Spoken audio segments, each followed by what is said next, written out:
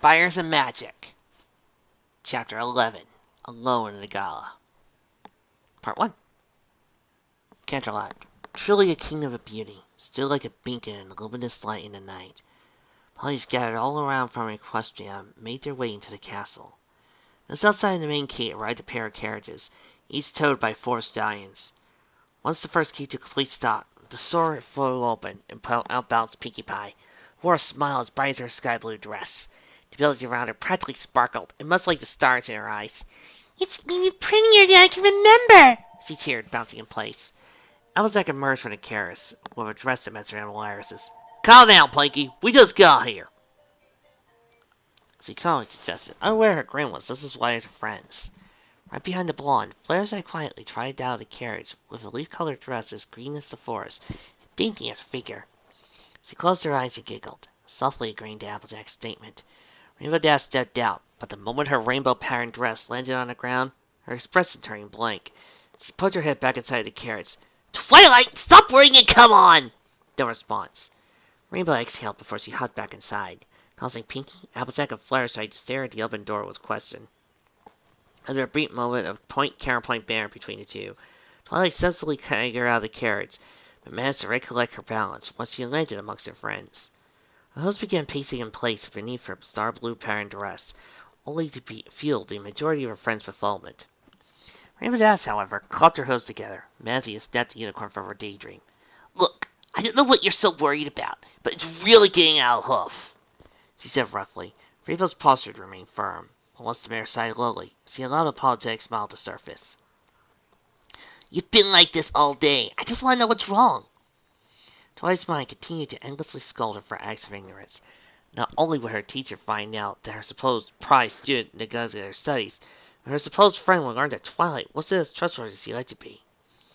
This truth felt as heavy as the weight of an Ursa Major, and Twilight could not bear to keep it hidden for much longer. She let out a defeated sigh. Perhaps it was time for her friends to learn the truth about the book.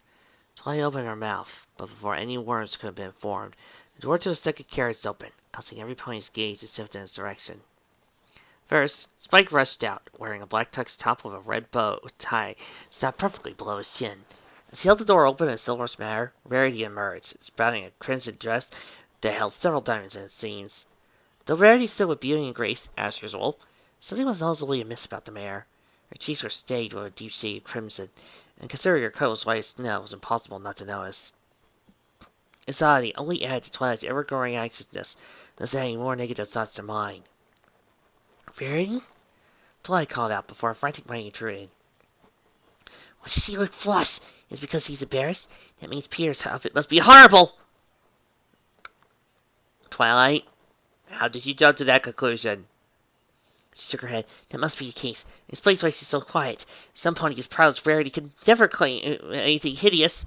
Her host began shuffling in place, displaying nervousness. "It's not good. Peter will make a horrible first impression if he comes dressed like a slob. Princess Celestia will never forgive me for letting this happen. Or Twilight, maybe Rarity and Spike were just having fun on that other carriage and you just didn't get to see it." "Fun idea." "Yes," Twilight blurted out in response to Rarity's calm yet concerned voice. Rarity only giggled. "You're acting rather jittery." Her half-closed eyes beamed while her flushed features grew harder. "Is everything all right?" Twilight stood with her mouth agape for a moment as she stammered. "Glary, I'm not acting jittery. Besides, I was just curious about Peter." Her stare turned blank. For looking in your face, I figured Peter must look absolutely horrible or something. Much to Twilight's surprise, instead of raising her defenses, Rarity merely closed her eyes and huffed. "I must admit, the result is not quite what I was expecting." So he does look terrible?" Twilight's voice filled with concern. "Terrible? Why would I think that?" Rarity gasped, giving her friend an offended look. However, her glare dissipated, referring back to a startled gaze from earlier. "Darling." Rarity paused to place her hose over her crimson-stained cheeks. "Peter looks magnificent." Every pony stared at the snow-white unicorn for several moments. Rarity's comment gave Twilight some form of relief, but the lack of an actual sign said Peter gave the mare plenty of reason to remain skeptical. At the very least, she knew Rarity well enough to call her bluffs. Twilight's lip curled into a small smile. "Magnificent, you say? If so, why hasn't he come out yet?" "Well, maybe Peter is trying to stick more to the plot rather than taking this very strange and..." must I say, unneeded detour.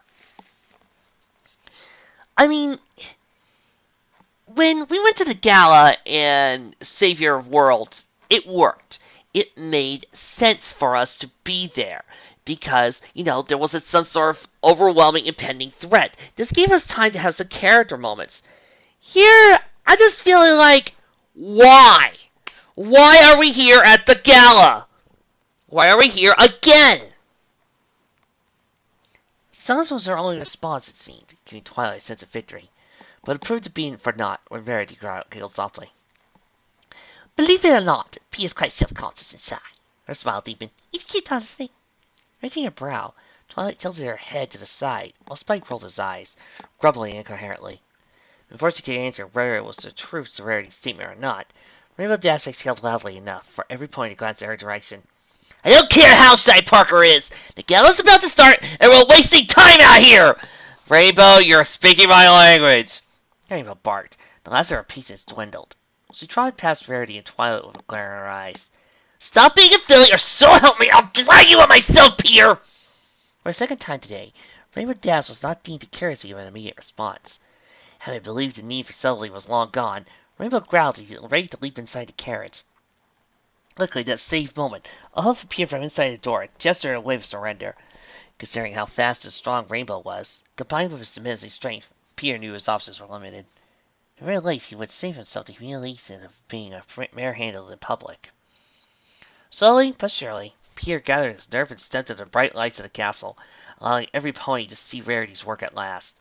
He wore a navy blue overcoat with crimson red accents and matching pants. And stop using the word crimson! Gods! It's okay! You can use just red. That's perfectly fine.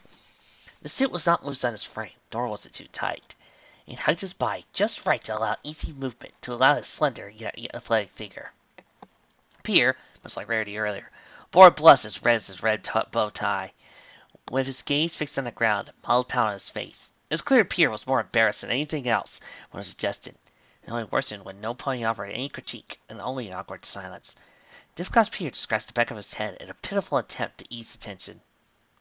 Hey, don't just stand there. Somebody say something. I know, as weird as it seems, I'm more comfortable wearing spandex than this. He sheepishly chuckled, pausing to gaze at his own figure. I rarely dressed up like this at home, back when wearing pants was mandatory. So can you imagine how awkward this is for me? His mind started. Heck, if I didn't know it was physically impossible for a horse to even wear pants. If I may. Rarity finally spoke, walking up to Peter until she was a couple inches away. A horn glowed with magical energy before the same happened in its hiding beneath Peter's neck. Loosening slightly, the tie rearranged itself properly, appearing a better condition than it had previously. Rarity picked up at Peter, giving the cold and affirming smile. You look quite dashing, darling. Peter rolled his eyes in an attempt to avoid Rarity's gorgeous, piercing gaze, but was unable to seek his lingering wave of embarrassment, evident by the wide grin on his face. Thanks, Rarity, but you look like a million times better than me on a bad day. Her large eyes widened. The mare turned her head and giggled, struggling to maintain composure. Peter, I'm going to melt if you keep talking like that. Listen, this is fancy talk, Rare, Applejack said, politely turning between the pair. Lips curled into a playful smirk once she sat her emerald eyes on Peter. You should just say the fellow looks handsome. She winked, and lying so. Pinkie bounced into the conversation. I especially like the colors. Your red and blue are just like your Spider-Man. Her sentence was cut short when Peter so flew over her mouth. His scan's his environment, fearful some point might have overheard something. But in a few moments, Peter let out a relieved sigh. We're still keeping that a secret, remember? He paused to remove his hoof from Peter's mouth. Tugged at his collar, grinned at desire. Glad you noticed, though. Rarity's be a nice, subtle touch. Subtle. The train is subtle! Piggy's brow furrowed as if her mind was registering everything it had been told. Peter, Rarity, and Applejack all watched the pink mare, awaiting her response with a mixture of patience and worry. When Piggy finally gave a simple nod, they couldn't all but exhale softly. When that disaster averted, Peter returned to Twilight, who had been eerily quiet considering the ruckus she had been causing earlier, and trotted over to her side. However, Peter stopped in his tracks at an unusual sight. Twilight's gaze was purely centered on him, but judging from the distant stare at her violet irises, combined with her partly opened mouth, It was clear he was bitterly unaware of her own staring. Styles' chuckles escaped from the cult, though he hated to admit it himself. The mares were becoming more attractive by the day. I miss MJ. Pushing that thought to the back of his nagging mind, Pierre waved the sofa across Twilight's face, weighing any reaction to the short. After a brief moment, Twilight gasped aloud and shook her head madly. Her entire face turned beet red, though it was already like that the second Pierre walked out of the carriage. Thankfully, Twilight recollected her senses and placed her hoof over her mouth and her throat. Sadly, her execution was sloppy, quite evident by the persistent blush that refused to leave her cheeks, the flushed expression in her eyes. Pierre smiled with. She's really cute sometimes. His mind huffed inconsistently. For a horse, anyway. Why are we shipping Twilight with Pierre? That's what I'm asking. Well, I don't look too bad, right? He said half-heartedly, tearing his mind wishy-washy complaints. Twilight stood like an aged oak in a raging storm, struggling to maintain any form of footing. Her mind was already withstanding a flurry of thoughts, but now seemed a new wave of thoughts entered the stream, threatening to overflood her mind. Namely, she was paying a great deal of attention to detail in Pierre's image, and what made it mind-numbing was that part of her didn't mind it. Were his shoulders always so broad? He's never combed his mane. Maybe he should do it more often. I'm just knowing now his mane matches his eyes. Also, what is that cologne he's wearing? It smells so... Her eyes grew blank. Why was she thinking about him like that? Frustration became evident in the form of a rough groan. She resisted Pierre's banter, turning her back to avoid his gaze. You look fantastic, by the way, Pierre softly said, striking Twilight's essence to the core. She dared not to face him, but the sincerity in his voice made the choice difficult to follow. Twilight then stole a glance out of the corner of her eyes, determined to find some form of doubt in Pierre's body language. That choice proved to be fruitless once she saw an honest smile on Pierre's face, proving his words were earnest. The inside of her chest grew hot. Against her will, Twilight's lips grew into a smile. You look nice, too, she whispered, heart threatening to leap out of her chest. Shaking her head once more, Twilight managed to break free from her stance. I mean, you look decently enough for Celestia, she stammered, kicking Rainbow down to the side. You think so too, right? Rainbow shifted her head from Twilight to Pierre. The blue pony's words fell into her throat. Almost fell in her stomach once every pony's guidance and her attention. They never been the type to humbly compliment any pony, let alone Colt. But this time, Rainbow actually felt Pierre like, especially, No! I'm gay! What? I decided I'm gay. I'm not about to join Pierre's harem. No. Okay, so for this fic, I'm gay. So remove any bad dialogue that I have a crush on Pierre just out of nowhere. No, you remove that line and make me gay right now, legend. Right. Rainbow felt nothing and just shrugged her shoulders, saying, you look nice for a cult. Now, for Fluttershy, on the other hand, baby got back! Oh, thank you. I mean, come on, Flares. What do you think? Well, if you ask me, with, I kind of prefer way Rainbow looks. I mean, dang, girl, baby got back. Thank you. I think I prefer my rewritten dialogue over what was about to be shown. So let's continue with giving everybody else a chance to be part of his harem.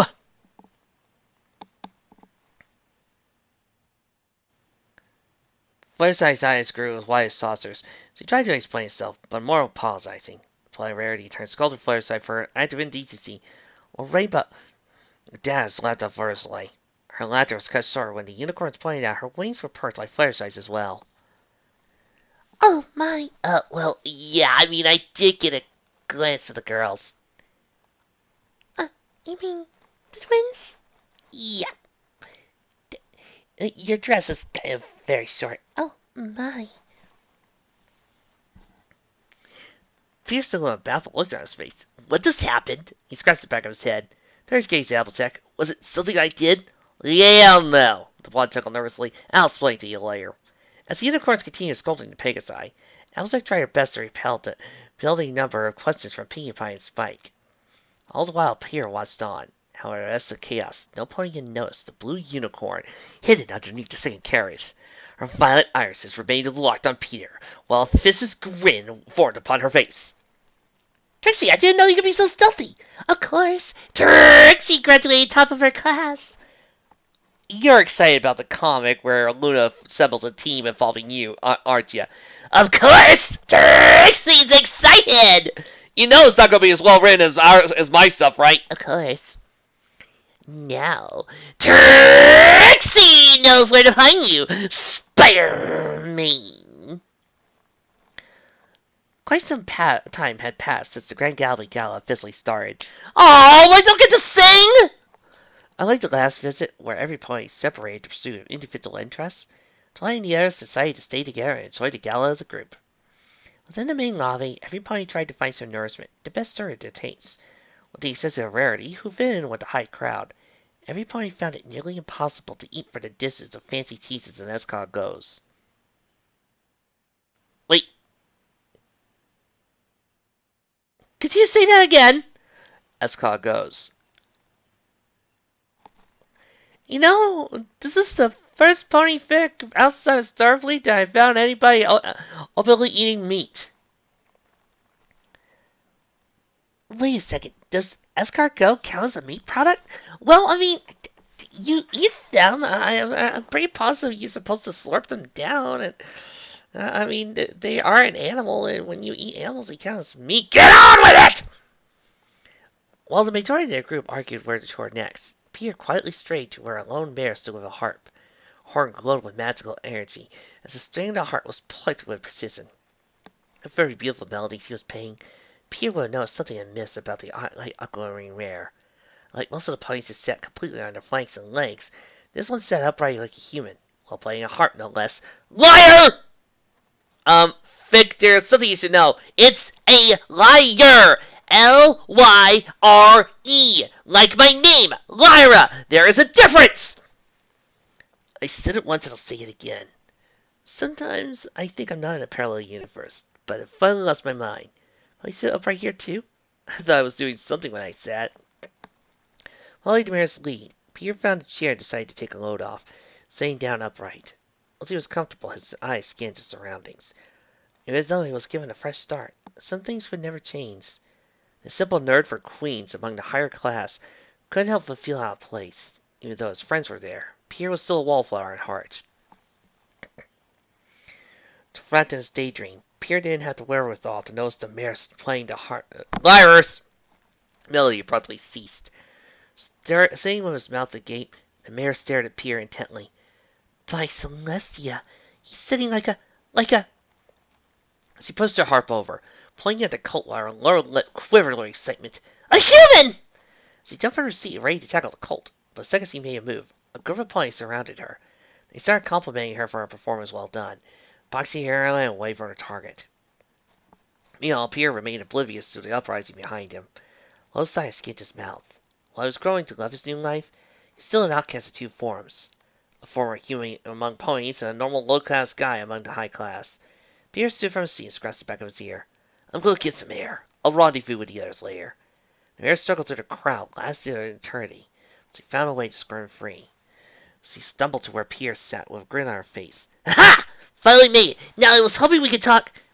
She paused over her eyes, but quickly filled with tears once he found her target was gone. Bonnie! Oh, don't worry, I got you.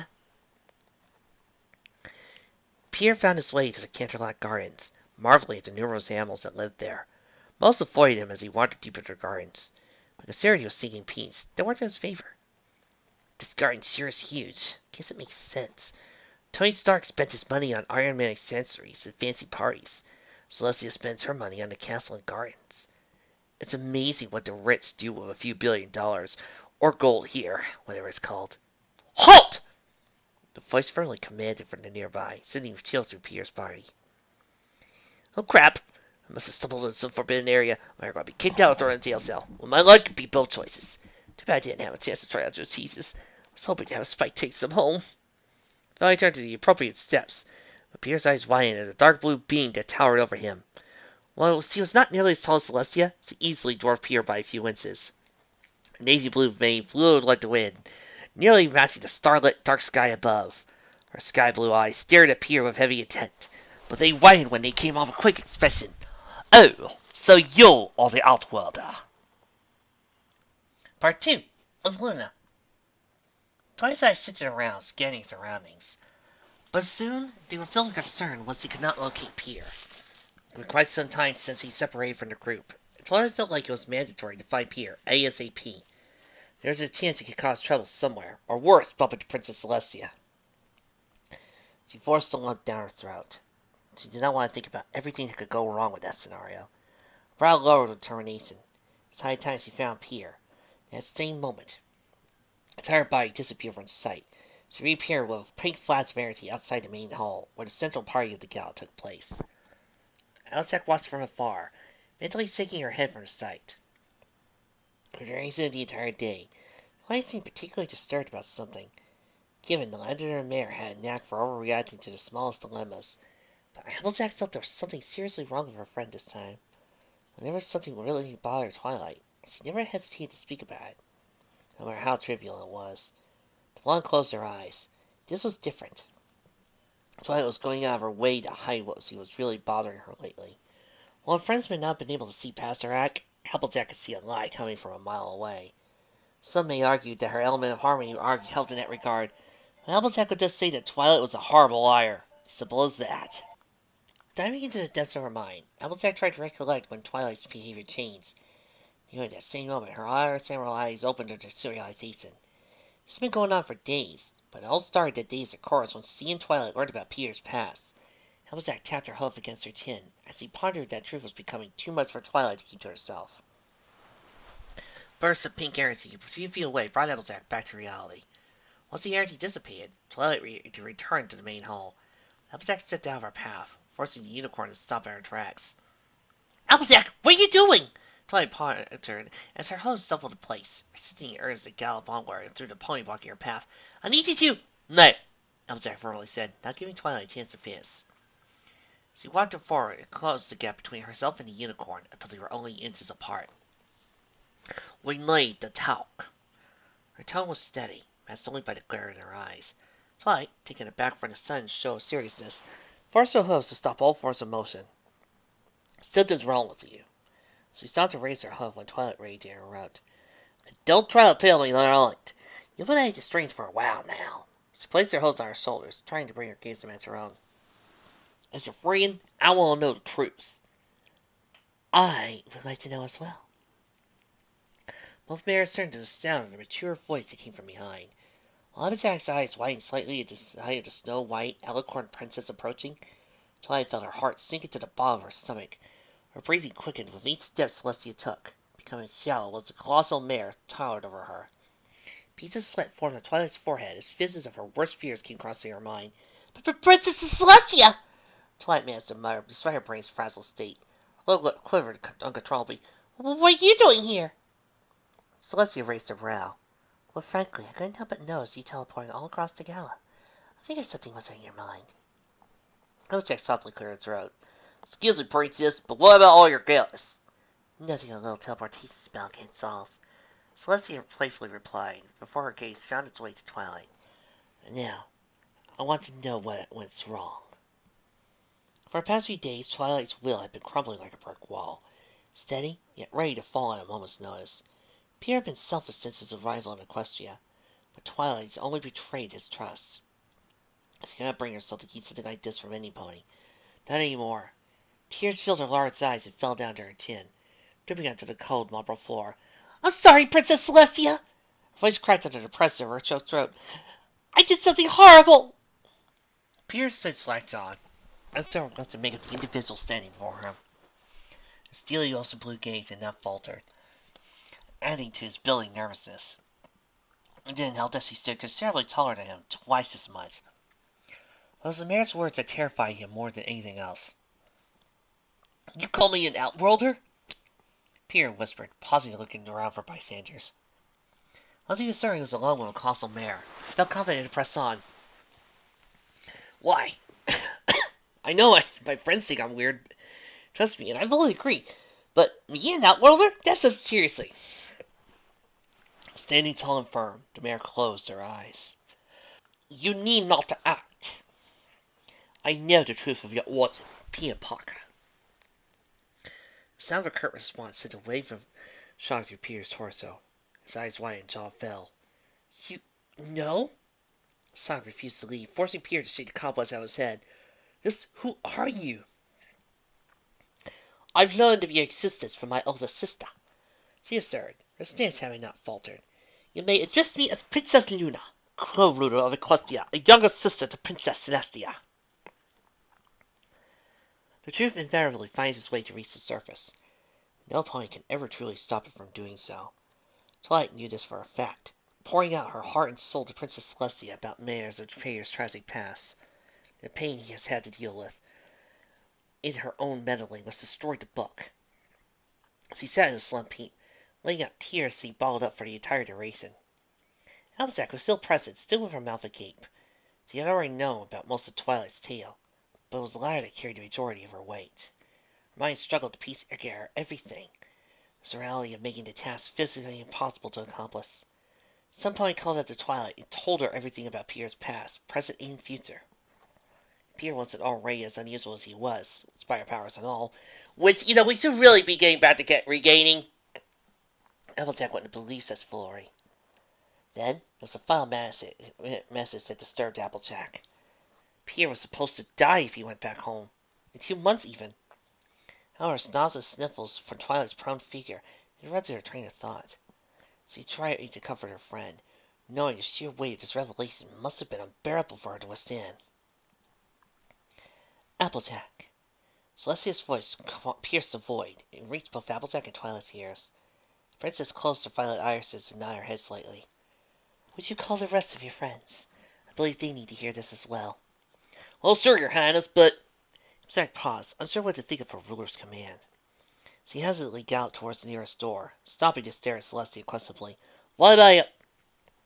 Her sentence was just cut short when she spotted Twilight forcing herself back to her hooves. Applejack ready to make her way to the mare's side, but Twilight held her hoof out, stopping the blonde in her tracks. She kept her face lowered, though it was easy to spy her tear-stained cheeks. Just do what the princess says. Twilight weakly stand between sniffles, using her free hoof to cover the rest of her face. Go and find the others. Twilight's voice was shaky, looking the life it usually had. Even from her distance, Applejack could see the array of tears as they fell from Twilight's eyes. This was a challenge in itself to leave her side, but she had an order to follow. Once their emerald eyelids fell on Celestia, they widened at an unusual sight. Though her eyes were not filled with tears, there was a hint of sadness in them. Celestia had always been a very understanding individual. It seemed she held no ill will towards Twilight what she had done. For the moment, Applejack could rest easy. She turned and galloped out of the room, determined to find the others as quickly as possible. Luckily, she knew where to start. Sister? Well, you're certainly tall like Celestia. Peter mused, scratching the other side of his chin. So I'm guessing you're immortal too? Like, if she's the goddess of the sun, then you're the...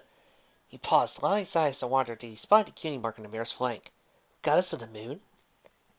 Cutie marks made guessing games so easy. So guess, Saltwater, Luna responded, nodding her head. She stepped back and held her hoof high, pointing at the moon that watched over them. It is my sister's duty to raise the sun every day and watch over the land during that time. My duties are similar. I raise the moon and watch over the land at night. Peter tilted his head to the side. So, you're guardian of the night? Coy smiled formed on his face.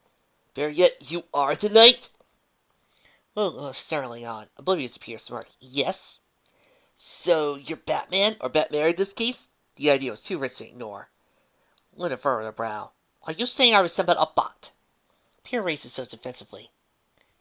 Of course not. It's just a joke. I'm known for bad ones, you say. Well, why would you compare me to such a creature? A glare steadily formed in her royal blue irises. What could I possibly have in common with a bot? Hey! Well, thanks a lot, Luna. You just insulted half of your royal guard. May I remind you that you have an entire legion of bat ponies at your disposal? You know, those guys that flew in on your chariot. Care to tell me why you're insulting them? As a matter of fact, in one universe, one of them is your husband! Well, you are nocturnal, he said matter-of-factly. Hold your tongue, knave! Luna shot back, slamming her hoof into the ground. Same instant, lightning erupted in the sky. Directly overhead, the irate mayor. I am no bot! Congratulations, you just insulted your entire legion of bat ponies. Pierre remained still, but a loud nervous chuckle escaped from his chest. Noted. You're reminding me more of Thor now. Rainbow Dash stood behind the dining table, finding a way to hide behind a large punch bowl. Normally a pony with unbelievable resolve, every nerve in the base of his body quivered with a mixture of excitement and fear. Thus across the room was Equestria's greatest team of aerial acrobats. Not to mention Rainbow Dash's icons, the Wonderbolts. Among them happened to be the coolest member of all, Spitfire. Not wanting to make a complete fool of herself, again, Rainbow kept her distance and sought out a strategy that would win the Wonderbolts over for sure. Her mind felt numb, causing Rainbow to place her hooves over her throbbing temples. Sadly, waiting was something Rainbow particularly loathed doing, especially if it was a subject of great interest. What do you mean sneaky for? Pinkie Pie asked innocently. I'm trying to come up with a super cool way to impress the... Rainbow stopped mid-sentence, once her mind finally announced the Pink Mare's presence. Piggy! She jumped and smashed the back of her skull against the wall. Pinkie furrowed her brow. You trying to impress me? Oh, Rainbow, that's really nice, but you already do impress me a lot. Like the time you kicked that dragon, or you performed your Sonic Rainbow, or... Rainbow, with one hoof placed over her formerly new high on her head, brought the other over Pinkie's mouth, temporarily silencing the bear. Quiet, Pinkie! She removed her hoof from Pinkie's mouth, and peeked over the punch bowl, exhaling one stern no pony had noticed her persistently. Turned to Pinkie and whispered, I'm trying to think of a way to impress the Wonderbolts. Starting from his side, Pinkie peeked over the edge of the table, giggled uncontrollably. You should tell them you know Spider-Man? Rainbow rolled her eyes. How's that supposed to help me? Well, they've been talking about him since the party started. I was trying to get the DJ to play some better tunes. I mean, that's what karaoke when I was a party up. But then I remembered that there wasn't a DJ for the gala, so I decided to get seduced. I never heard a group of ponies talking about Spider-Man, but that was really surprising was that Spitfire was the one talking about. I bet she's a fan. If you tell Spitfire you actually know Spider-Man, I'll bet she'll be super impressed with you. Pinkie's smile deepened, but Rainbow's brow twitched. That wasn't a simple success for Pinkie. It surged his fuel for a flame of her rainbow. See the Spider-Man's frame had expanded her past, and in Ponyville, it reached the borders of Carolot. Don't know how! Not like he did anything big at Carolot. Not that he had anything against Pierre. In fact, he proved to be a valuable friend in the short time Rainbow had known him. And the last thing she needed was some point taking the attention of the Wonderbolts away from her, especially when she hadn't fully earned it to begin with. Growing lingering part of Rainbow wanted to burst out a sonic rainbow in the middle of a gala, despite the large amount of collateral damage it would sure cause. However, upon letting out a defeated sigh, Rainbow slid across the table, her hoof over her forehead. For all she knew, this was a misunderstanding, but the sheer idea of it all aggravated the Pegasus to no end. What in tarnation are you two doing? Racing time? A voice said directly. Causing Rainbow to jump, it smashed the top of her cranium against the table. Rainbow muttered several expletives. Pinkie turned to the source of the voice and found Applejack leaning over the table with her brow raised. Oh! Hi, Applejack! Pinkie secretly looked at the apple farm before she held her hoof next to her mouth with a hushed manner. We're being sneaky. Wanna join us? Smiling, Applejack shook her head. No thanks, Planky. Rainbow rose from underneath the table with her eyes. Applejack, what are you doing here? Sorry, Rainbow, but Celestia needs to speak with us. I'm just gathering every pony. Applejack said plainly. Both ponies stared at the blind for several minutes before Rainbow stepped forward. Hold on, what's the deal? Did something happen? Applejack tapped her hoof on the side of her head. I still felt fuzzy from the story I heard a few moments ago. Just as she wanted to tell her friends what happened. She knew that task was better left to Celestia's care. I can't say, Rainbow, but I do want you and Planky to head to Princess Celestia. Twilight's already there. Applejack paused as she turned to take her leave. I'm going to find Rarity. Y'all know where she is? If I can only hope that it's not going to be something completely stupid, like saying have Prince Blueblood appear, and they're going to try to do a Rarity and Blueblood ship, because if they do, I'm bringing up the cannon. Being center of attention was something Rarity cherished. This was clearly evident as several ponies gathered around, complimenting the dress she wore. Since her encounter with Fancy Pants, her rep as a tailor steadily grew positively, more ponies were recognizing her craft. Though as late, it was just nice to hear pleasant words from others. And what seemed like a blissful eternity, Rarity broke away from the crowd and made her way to an empty seat across the room. While she did enjoy quaint sayings of Ponyville, a mare with refined taste always longed for something more. Camelot was home to all things glamorous. It seemed like a perfect candidate for our future home. Rarity smiled as he led up to be inside. As wonderful as that sounds, I don't think I can bring myself to leave my friends. Well, this is certainly a surprise. As Rarity opened her voice to the voice, it grew wide in familiar sight. A colt. Oh, how cute! But I was wondering why she's looking at a little child! Before her coat was white snow. It was relatively tall with a fit figure, and his blonde hair was trimmed to perfection. Any mare would have found this colt irresistible, and may have drowned in his also blue eyes. But Rarity was quite the opposite, researching the urge to gag on the spot. Venomous glare formed in the mare's eyes. Prince Blueblood! She huffed, turning her away. To what do I owe this visit? Her tone was cold, filled with ice. Blueblood had not noticed the mare's repelling aura. Whether he was brave or ignorant, he stepped forward, much to Rarity's surprise, and bowed his head formally. I know the last time we met, things did not go so accordingly, he said lowly. Hopefully his choice word was appropriate. He extended his hoof to the mare, who figuratively stared a hole through it. I was hoping we could start anew, maybe even erase the wrongs that occurred between us last year. No. No.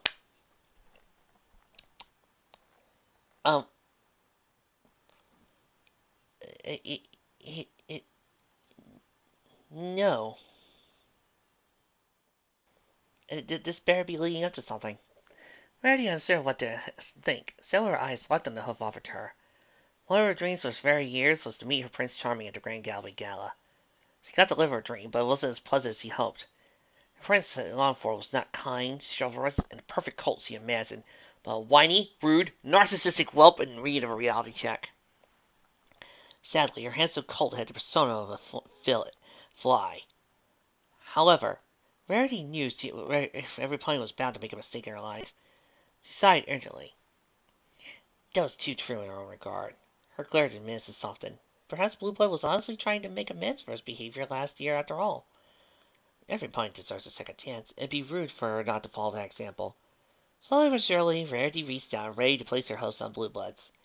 I guess nobody's perfect, she said, finding a way to smile. I'm glad you understand, my dear, Blueblood replied, laying her aside. You were most awful last year, but it's good to see that you learned from your mistakes.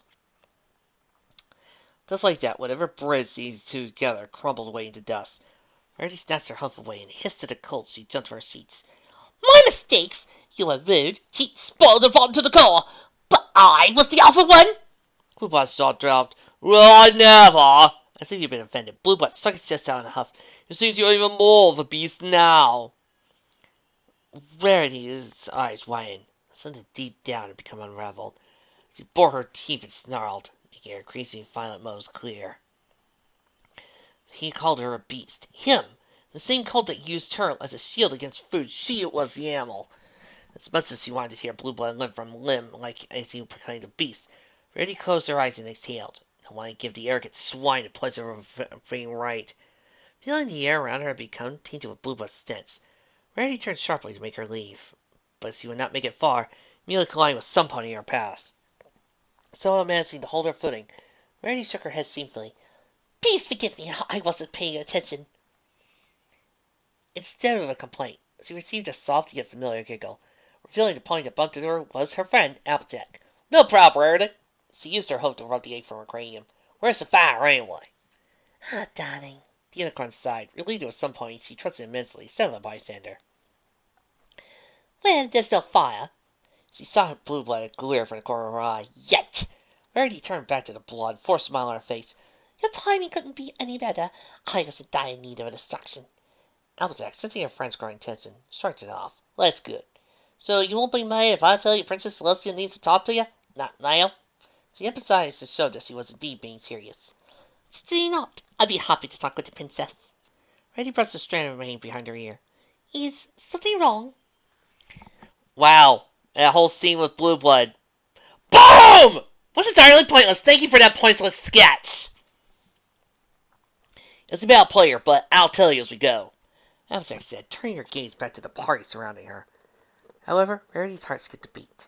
Pierre, unlike Blueblood, was the generous, unselfish, gentle stallion. Blueblood, an arrogant brute, goes on living the high life, while Pierre, a true gentleman, goes through a deal with a cruel fate. Her heart began to ache.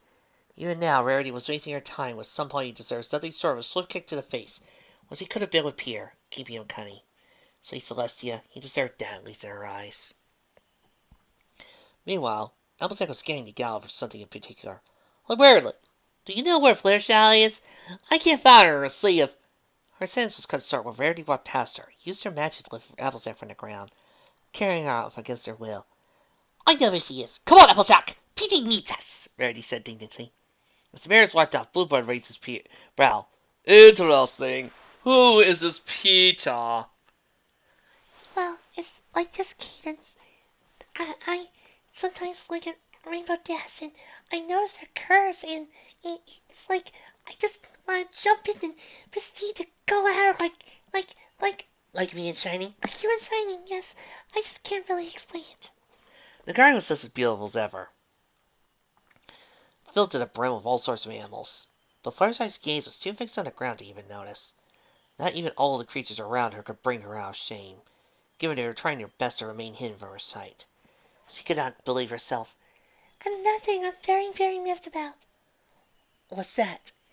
is that this gala keeps happening during my heat. None of the animals want to come near me since I'm in heat, but, I just can't. I'm sorry, Flutters. Are you saying you're in heat right now? Rainbow!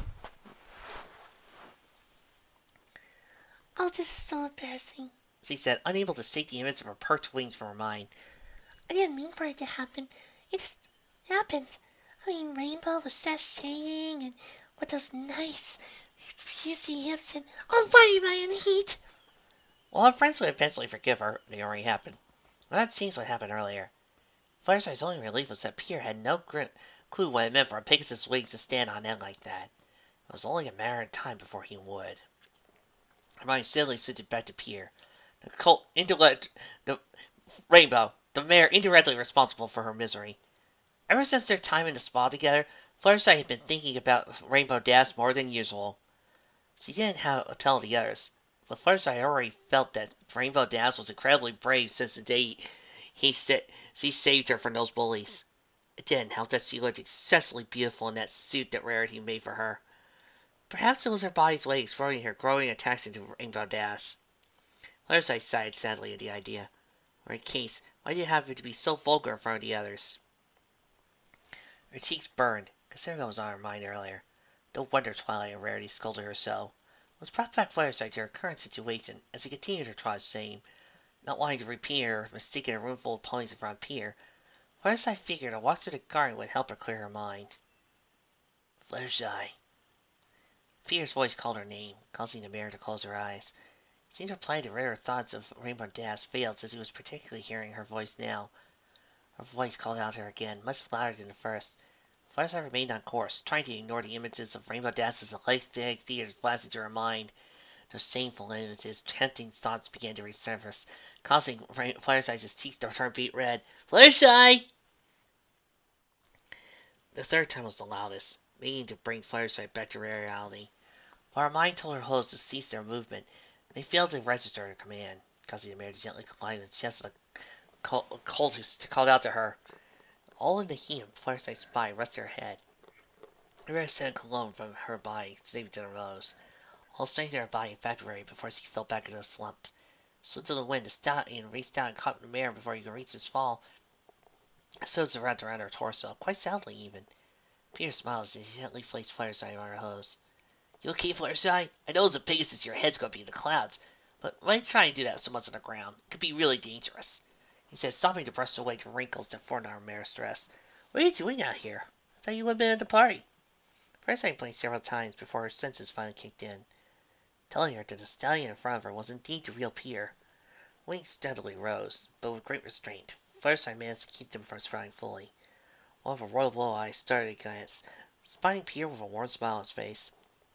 But it proved to be a nearly fatal mistake on the mare's part, evident by her raising wings. Not again, she thought. She lowered her head and fixed her gaze on the ground, losing every image out of her mind. Her weight slowly fell back to her side. To keep herself under control, Fluttershy decided to just avoid eye contact with Pierre. A trait one instinctively followed growing up, making her current task easy to complete. But this was the first time she avoided eye contact for the sheer sake of her inner excitement and natural shyness. Oh, She finally spoke after an awkward moment of silence. I just wanted to see the garden again. She paused. She sensed the urge to peek up at the eyes peering down at her. Her vision centered on Pierre's hooves, much to her dismay. Fluttershy continued. But I'm surprised to see you. Were you not having fun at the party? Pierre gave a mock frown. I may be at a college, but I'm more to books than parties. Cynthia's gazed at the night sky. His lips curled in a light smile. I never felt well in crowds, so I thought I'd get a little air. Besides, it's a beautiful night. I understand, Fluttershy solemnly said, knowing exactly where Pierre was coming from. Till she met Twilight and the others, animals were the only creatures I could openly communicate with. And Rainbow! She opened up considerably since then, learning to speak with ponies in some sense. It was a slow process, not quite ready to reach large crowds yet. I don't think I'll ever fare well in crowds. She followed, centering her gaze on the stallion. Well, it's going to be a while until the gala's supposed to end. Want to hang out until then? Pierre stepped closer to Pegasus with a smile intact. This was a simple question, but it carried so much weight. Her mind struggled to form the words she needed. Just the idea of spending time with Pierre ignited every nerve in her body. An excited Fluttershy to no end. I don't see why she was busy thinking of Rainbow the whole time. Sadly, no. He flapped happily, sense hiding their true nature. Fluttershy nodded her head bore a smile to match Pierre's. Oh, that would be wonderful. Fluttershy was soft, but managed to betray her youth too soon. That's good to hear. Pierre walked up to Fluttershy and placed himself on her shoulder. Suddenly he turned away and sprinted himself in the opposite direction. By the way, have you met Luna yet? The mare's sight fell on his hoof until it landed on a colossal being just a few feet away. Fluttershy's pupils, what? Straight to the size of a needle? All the air left her body, causing Fluttershy to hyperventilate. Her wings, once practical excitement, separated her head. Her trembling hose was complicated at the same time, but all nerve left over to go. Luna offered a hoof to her faces. There, Fluttershy. 'Tis a pleasure to meet you once again. Pierre's eyes widened. Oh, you two know each other. He turned back to Fluttershy. Maybe you could tell me more about... Suddenly, much to Luna's Pierre's surprise, and mine, Fluttershy let out a high-pitched scream. What? The sheer following of Pierre's eardrum racked his brain, breaking his hook. When was this fic originally released again? Pierre faced Fluttershy, but was tackled to the ground before he could hope to muster a response as her host ran around to Fluttershy's neck. Fluttershy buried her face and screamed once more, Nightmare Moon. What? What? Where are we again? When was this chapter released? Okay, I just checked, and this is supposed to have been released back in September 2011. That explains Discord.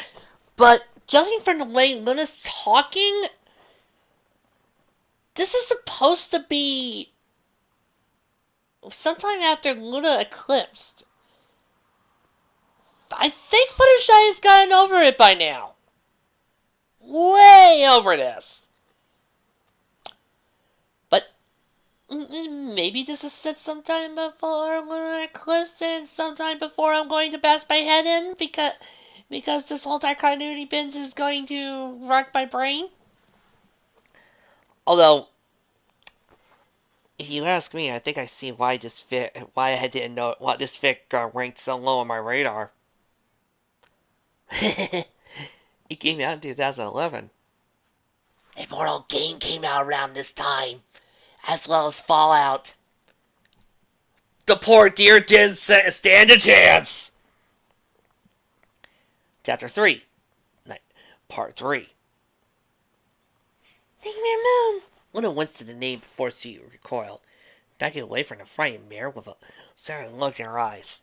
However, as the Nightmare Moon emerged, Fluttershy's screams increased in volume, amidst only a vice grip of her host around Pierre's body. And I imagine they sound like this. Oh, look at that! You made Fluttershy cry! But I'm a little confused by the sudden behavior change. Pierre shifted his sight from Luna to Fluttershy and held his body in an explanation. Nightmare, what? What are you talking about? Master asked Fluttershy's skirt tightened. Pierre attempted to squirm free from the mare's sound grasp as wound, managing to bounce his way up to two hoofs, albeit Fluttershy lights onto him. Do you know what he's talking about? He tried to Luna. To a pained voice, Luna gave a simple response. All too well. Her time of Nightmare Moon was still as fresh of a memory as her time freed from the dark entity. Luna had over 1,000 years of exile to thank for that. Even though all of Equestria knew of Luna's return, many could not forget that the being that nearly threw the land into eternal night.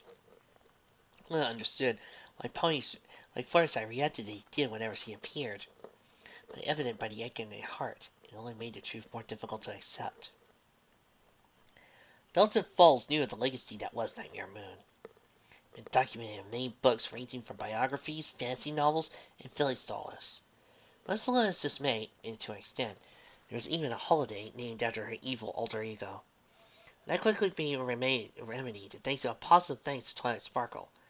Sadly, in a world where she was vastly feared by many due to a 1,000-year-old legacy, that day proved to only be a tiny victory. What? Really? It didn't seem like that at the end of the episode!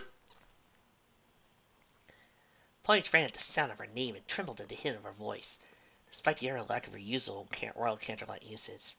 Though Luna never told her sister, she could sense an air of uneasiness around the Canterlot guards, knowing deep down they still feared her somewhat. Which is why you have a couple of bat pony guards! If only for a moment, Luna was happy to be able to converse with some pony oblivious to her infamous past, even if it came off as completely and intellectually backwards pony. However, her duty as to find co-ruler of the land meant for Luna to be honest to her subjects that included the Outworlder among them. Knowing what reaction was bound to occur, Luna turned her back to the stallion and fixed her gaze upon the large, milky object descending the sky that she swore to raise every night. Once the truth was learned, he ran away like many before him. That much Luna knew.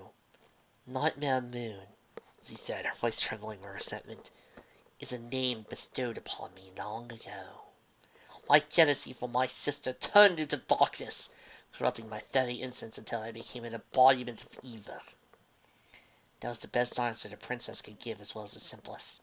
There was so much more she could have revealed, but Luna felt there was no need to continue. At any moment, like every pony else, the Outworlder would flee for his life and not give Luna a chance to explain. She remained still with her eyes open, expecting screams of terror or cries of anguish to ensue. But Luna furrowed her brow when neither sound was heard outside of Fluttershy's whimpering. Perhaps the Outworlder had crawled off and left Fluttershy to feed for herself, her mind thought. Such an act was cowardice, but not unheard of from Luna's personal experience. She finally turned around, expecting only one pony, but her eyes widened at the sight of both Outworlder and Fluttershy in their same position. However, instead of showing immense panic like Fluttershy, Peely merely raised his brow at Luna as well as those awkwardly, hesitantly tried to push the string free from the mare's grasp. Grunting darkness, huh? Yeah, I know what that's like. No, you don't. You just lost your girlfriend and your uncle. I became completely evil. No, you don't know what it's like. He plainly said before his sense of balance failed. Leading Peter falling back on his face, first I lashed onto his torso. Look of uncertainty formed on Luna's face, a part of her awed at what she had heard, questioning whether the stallion was being sincere or was, as some would put, humoring her. He spoke from experience. Had he the right to compare his past to Luna's insufferable own?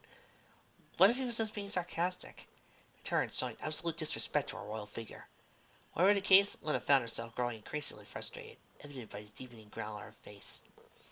Do you really? Pray tell, I would like to know more, she said, her voice loaded with sarcasm. Pierre, still rallying to wrestle free, had not sensed Luna's change of tone. It's kind of weird, but considering everything that's happened to me the past 12 weeks, guess it won't be too much to believe. I mean, I used to have thumbs, but now I have hooves. Smiling and centered his attention to Fluttershy, whose body was practically still glued to his at this point. Yeah, like this is a weird what I'm doing now. Finally, sent to his sights to Luna's upside-down image. What happened was... Fluttershy! Pierre and Luna, taking it back from the interruption, stopped to glance in his direction where the voice came from. Several feet away from the garden, Rarity stood with her eyes as white as saucers.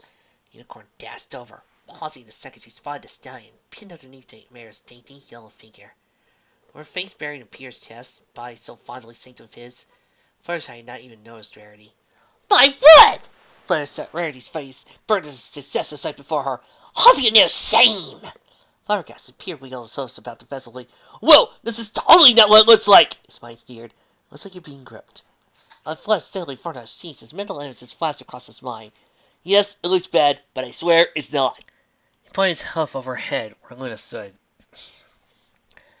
It's just the second that Fluttershy saw Luna standing there. She panicked, went to sit down, screaming something about Nightmare Moon. Realized he couldn't squeeze free. Pierre shrugged his shoulders to defeat. Is this normal? Usually in situations like this, things would always grow worse for Pierre. He told the truth, if it didn't apply to Spider-Man, but due to the sheer awkwardness of the situation, that was usually the case, it proved to be unbelievable.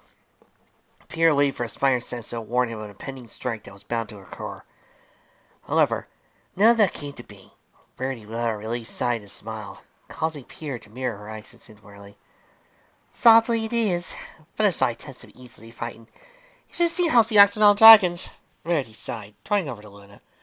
Forcing out a smile, Rarity bowed her head and giggled sheepishly. I am sincerely sighed, Princess Luna. Yet Fluttershy has been quite... She paused, mentally summing up the best term to use for a friend. Fossil today. Luna closed her eyes and shrugged. I understand, she muttered plainly.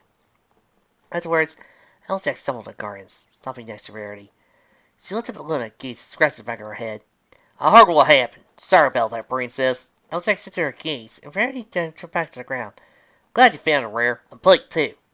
Both mares made their way over to the pair, where Pierre bore a pitiful expression. Every hero has a weakness, and Fluttershy seems to be mine. Still, I'll take this over green radiation any day. That came to his mind, causing Pierre to raise his brow at the mares.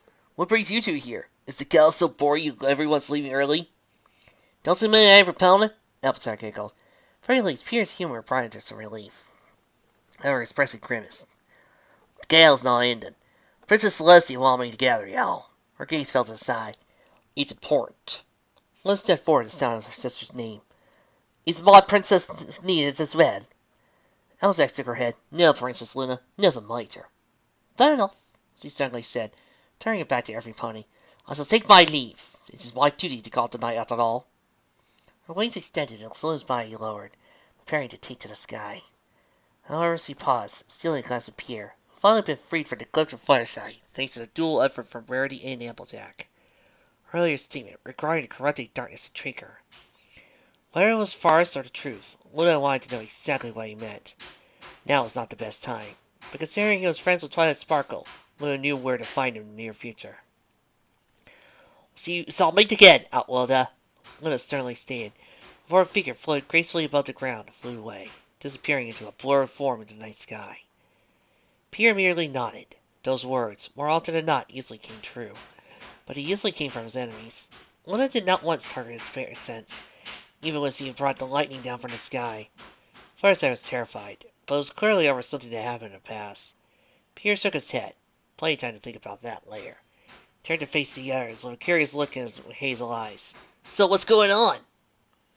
Another gala, another successful performance. A mare with a gray coat sat pleased with a look at her violet irises. After brushing her host through her dark grey mane, she took a sip of wine from a small glass. The gala had always been her favorite place to perform solely for the act. The sophisticated crowd of Caroline appreciated the violin more than those of Ponyville. You know, other than the cello that Octavia usually is playing. She ready to take another sip, but before her mouth could taste the sweet nectar, a being crashed through her area, stumbling over a table and crashing a bar stand. Several glasses fell around the individual. The mare looked on with her brow raised. Lara emerged from behind the mess with her eyes wide, shifting about frantically. She paused at the sight of the gray pony and frowned. Oh, Octavia, it's just you, she sighed. It was an initial shock to amidst exasperation. Sporting a blank look, Octavia brought her cup to her mouth and sighed. My word, Alana, you certainly know how to make an entrance. Yes, sir.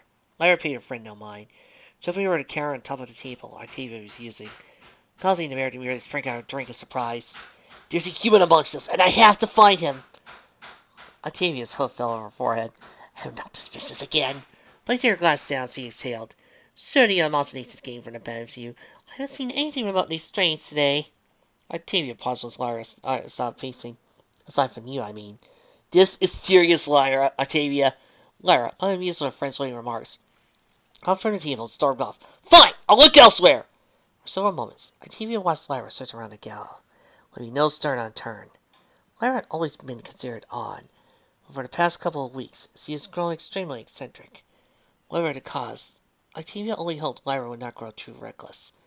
She took one last sip of wine before a sigh escaped her mouth. That was not likely, and Octavia felt for the poor soul Lyra was pursuing. Silence. The entire room stood with an air of uneasiness, making it nearly impossible to breathe. Twilight told everything regarding the book, Pierre's personal demons, and the failed premonition, but felt she had gave up part of herself during the process. Never a fan of secrets, not even innocent ones, Twilight could not bear to hold this one. However, judging from the stern expressions everybody bore, she wondered if it was a mistake to tell the truth. Fluttershy's large eyes filled with tears the second Pierre's Uncle Ben's death was mentioned. The same happened to Rarity and Pinkie once they heard about Gwen Stacy. Not even Rainbow Dash or Iron Quill Will could hold back her tears about the largest piece of all, Pierre's death in 2 months. Applejack, already have known the truth, stepped forward and placed their hoof on Twilight's shoulder. Both mares stared a shadowed look before Twilight let out a desolate sigh. All of her friends were touched by the tale, but Pierre not made a sound, remaining eerily silent for the entire duration. Twilight removed Applejack's hoof and slowly turned to face Pierre, who stood behind every pony with his hooves crossed and eyes closed. The inside of Twilight's chest ached, pained by what Pierre had been thinking. Not only had she invaded his privacy, which was a crime on his own, but Twilight destroyed any hopes for him to return home. There's a high probability that he was saying the urge to lash out violently. In the span of a few weeks, Twilight had single-handedly destroyed the individual's life. Her tears returned more prolific than before, rolling down the side of her cheeks. However, her heart screamed. It wasn't enough to dwell. She deserved whatever hatred Pierre had for her now, but she did not want to lose him as a friend. It was similar to how she felt for the others. Their friendship started on chance, but they'd grown to be an inseparable part of Twilight's life. Pierre was brought to her world, but despite the universal-sized gap between her homes, Twilight learned he had more in common than they had with beings from their respective worlds. You both are nerds! What else? She did not want to lose him. He had done too much for her to throw away so carelessly. I'm sorry, Pierre. I didn't mean for any of this to happen, Twilight cried out. She fell before the stallion. I was only trying to find a way to send you back home. Her sniffles turned to sobs.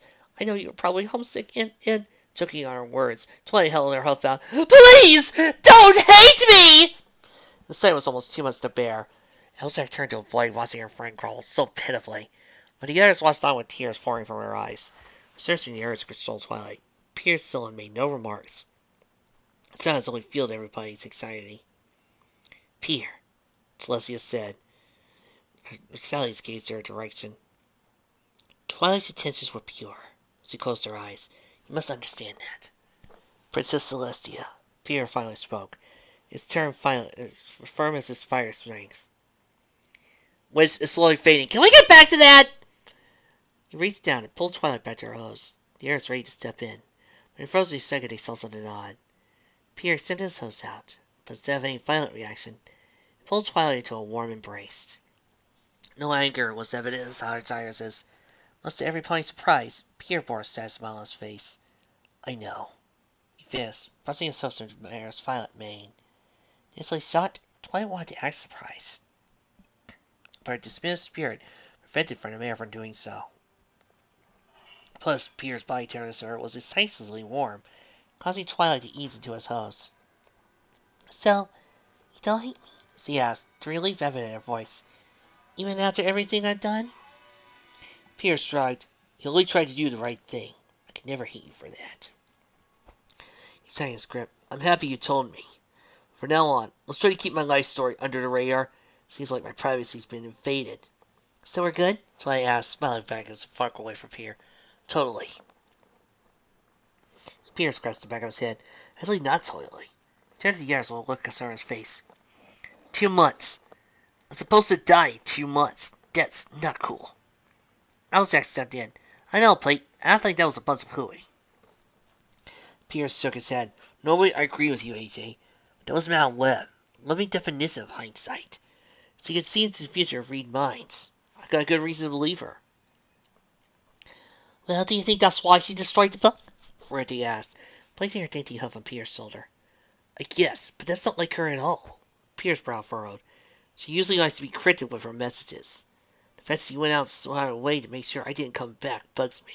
Smile raised. Yeah, if I go back, will I just die? What aren't you telling me, M-dubs? Remember that summer about Pierre. Well, that was back at your home, right? Does that mean you're safe now? From a logical standpoint, I say so, but... Pierre's mind began to throb. So much information had been absorbed, or half of it could not be deduced properly. Pierre placed his hands over his temples in an attempt to smooth them out. Madam Web had never been so direct since he became the center of the web. Perhaps this was something that couldn't be prevented, or another game of cat and mouse. Regardless, it was too convoluted to piece together in one night. Pierre excelled, but it's something I'll deal with later. What's important is the here and now. I have to help beat this Discord character, right?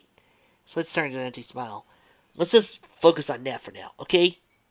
Before any pony could help to protest, Pierre turned himself and made for the exit. However, Twilight ran in front of Pierre until she blocked the doorway. Pierre's eyes widened in the act, but upon spying the concern in the mare's irises, they softened considerably. Peter, she whispered. The cute pink strand of Pierre doors was falling between her eyes. The Sinister Six are supposed to kill me, right? He suggested. The only Twilight might be thinking. I'm in Equestria, they're on Earth. There's nothing to worry about. He said with full confidence and a smirk on his face. He sighed inwardly. I'm not going to worry you all with my troubles. Twilight closed her eyes. There was some truth in Pierre's statement, but it was clear he was trying to divert the attention away from himself. As stated by that book, Pierre hated pushing his troubles onto others. While it was a noble trait, it often proved more self-destructive. He was ready to protest, but Pierre reached down and grabbed the mare by the hoof. We'll figure it out later. Right now, we're missing a party, and some point got to teach me how to dance. Pierre stated, leading Twilight back to the gala. Alexander's eyes widened as he tasted her out the par. Oh, Plate. Twilight can't dance for apples. PewDiePie smiled and hopped alongside the blonde. This should be fun. I know the perfect song to play. Rainbow sneered, flying behind Pinky. Hey, maybe you can get Peter to dance with Fluttershy. I'm sure he'll be a better dance partner than Twilight. No, Dash. I want to dance with you. Yeah, I know, Flutters. I know. I've had the time of my life, but I've never felt this way before. And I said, it's true, and I owe it all to you. And I've had the time... I'm sorry. Princess Celestia watched helplessly as the entire group made their way back to the gala, with Peter leading the charge. Or a smile formed on Gaz's face. It's amazing how well he messes with those girls. She closes her eyes. Madam Web. Sorry, Cassandra. I shall watch over him. I leave Spider-Man in your care, Celestia. A cheery voice replied. Be wary. Discord moves even as we speak. Celestia opened her eyes. I am aware of that. She watched an open window, sadly staring at the stars above her. I only hope Peter will be ready when the time comes. As I do when the elders of the Helmets of Harmony. Those girls are Spider-Man's only hope for survival when his hour of judgment arrives. The voice began to fade away. My telepathy has reached its limit. Please, continue to watch over Peter for me. Cassandra, Celestia smiled sadly. I'll do just that. Nothingness. That was the only thing around. The astral pain was about as exciting as expected. It was absolutely dreadful for the one who enjoyed spraying toys of chaos. While his physical form was encased in stone, his spirit, thanks to his magic, was free to listen. Sadly, his spiritual form was only a bland ball of Rarity, and not his distorted, yet marvelous body of sword chaos. Floating in midair, the ball huffed and chuckled lowly. A larger ball of Rarity slowed into its position. Master Discord, what is it? Oh, my lovely pawn. Nothing is wrong. There's just been a change in plan. Before the larger ball could ask, Discord began to glow with bright Rarity. I'm sending you back early to deal with Twilight's friend. The Rarity surrounded the other ball. By himself? Why, Master? because it's unexpected, and I have full confidence you'll throw Ponyville to chaos in my absence. Lars by his image began to dissipate, fading away from existence. Not disappoint you, Master. His words echoed across the realm. Instead, quickly, Discord was alone in his astral plane. His spirit felt weighty. Escaping the realm was exhausting. It was even more stressful to send spirits through, especially without his body. However, just as he expected, in no time at all, he was strong enough to conjure the spell again. Sauce sent it back to the dragon. It was no fun to have a brute as a bodyguard. Certainly the spirit chaos and disarming could do better than that. Luckily, thanks to the tale he heard regarding Twilight's new hero, Discord felt he had a perfect cast of candidates. Back in the village of Ponyville, Pierre, Twilight, and Spike stood outside their home. The grand gala had ended, and the others had parted their way for the night. Spike placed his claw over his mouth to stifle a yawn.